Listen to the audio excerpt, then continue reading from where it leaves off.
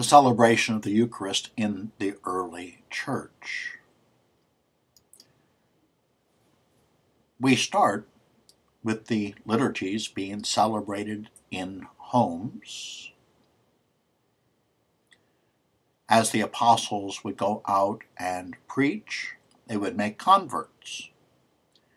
As they'd be ready to move on to another area, they would appoint a presbyter to be in charge of that church community, to instruct new converts, to baptize, and to celebrate the weekly Eucharist. These home liturgies centered around the memorial breaking of the bread, sharing of the cup, as Jesus had commanded. They began to include a liturgy of the Word, a reading of the scriptures from their Jewish background, but in many cases, where they had an epistle of Paul or a writing from one of the other apostles, that would be read as well. It is this liturgy of the Word that is instrumental in the formation of the canon of Scripture. The earliest criteria as to what would be included was what was being used at Mass.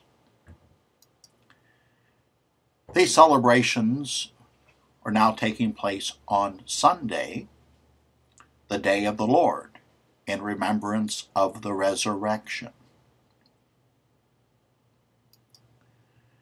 The Didache, the teaching of the 12, gives a description of what these liturgies were like.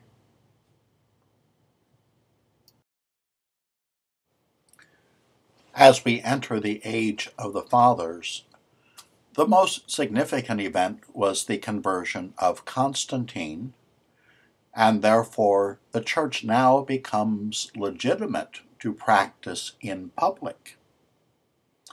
So now the Church is able to construct buildings. What building form would be most appropriate for the Church to adopt? The Church's choice is highly significant, for it chose neither temple nor synagogue nor house as its model, but the basilica, or the hall of the king. From the outset, the Church thereby aligned itself with secular authority in an extremely highly profile manner.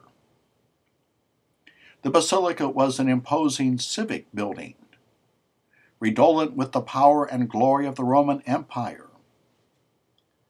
The type of building previously associated in every town with the dispensation of law and order has now become synonymous with the Christian assembly.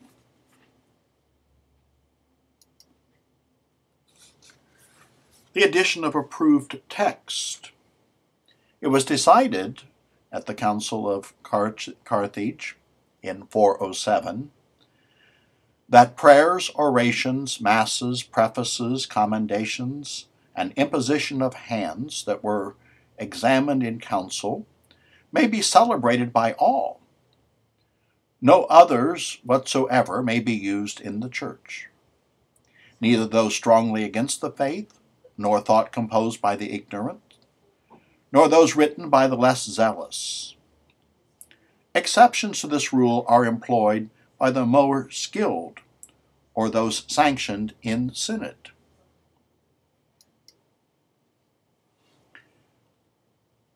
Music. Christians satisfied the need for a suitable entrance with a procession accompanied by music.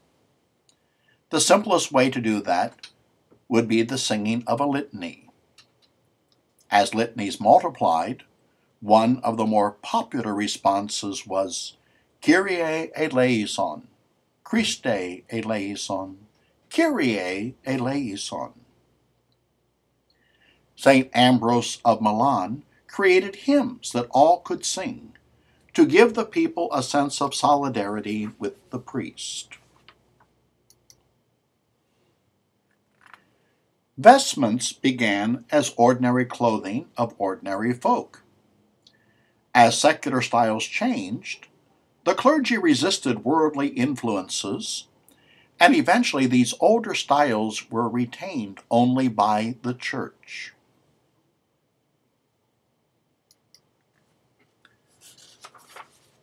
The Gloria,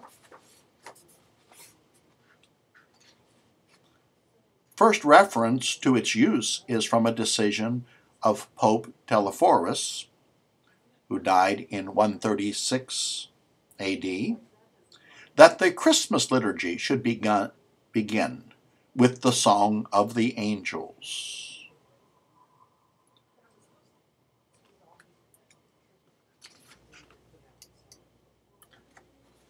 The Nicene Creed. The Church used both the Apostles' Creed and then the later Nicene Creed as part of the baptismal liturgy.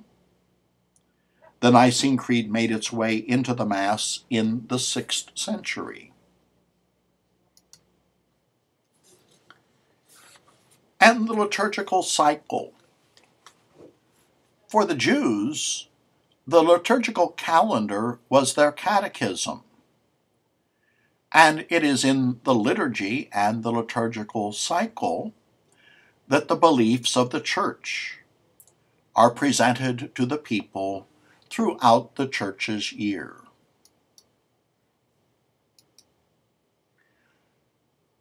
As we enter the Middle Ages, the influence of the Celtic missionaries is felt. They introduced the penitential rite as a matter of personal piety, and it became an important part of the Mass. A number of innovations in the liturgy led to the separation of the assembly from the main altar and the emergence of an individual piety rather than the communal participation in the Mass. The host was no longer given in the hand, just on the tongue. Communion was received kneeling rather than standing. The penitential spirit pervaded the Mass and spread to the members of the assembly, making them feel unworthy to receive communion. Eventually, the decline in the practice of receiving the Eucharist became so severe that the Fourth Lateran Council of 1215 decreed that all Catholics should receive communion at least once a year during the time from Easter to Trinity Sunday. People's faith in the importance of the Mass remained, but their emotional connection was severed and depleted by loss of contact with the celebration. Instead of singing the traditional music of the Kyrie, Gloria, Creed, Sanctus, and Agnus Dei, the people created devotional hymns to satisfy their desire to identify with the Mass. As members of the assembly felt alienated from the Eucharist, a sense of privacy arose. A need developed to find personal satisfaction in the religious experience apart from the Mass. Worshippers became preoccupied with relics, processions, pilgrimages, attachments to favorite saints, acts in which they could invest themselves and find some intimacy with God. The concept of the private Mass had arrived, meaning that individuals could request that a Mass be offered for a special intention, usually for the salvation of a departed relative or friend. This was also the beginning of offering the priest a stipend for the Mass.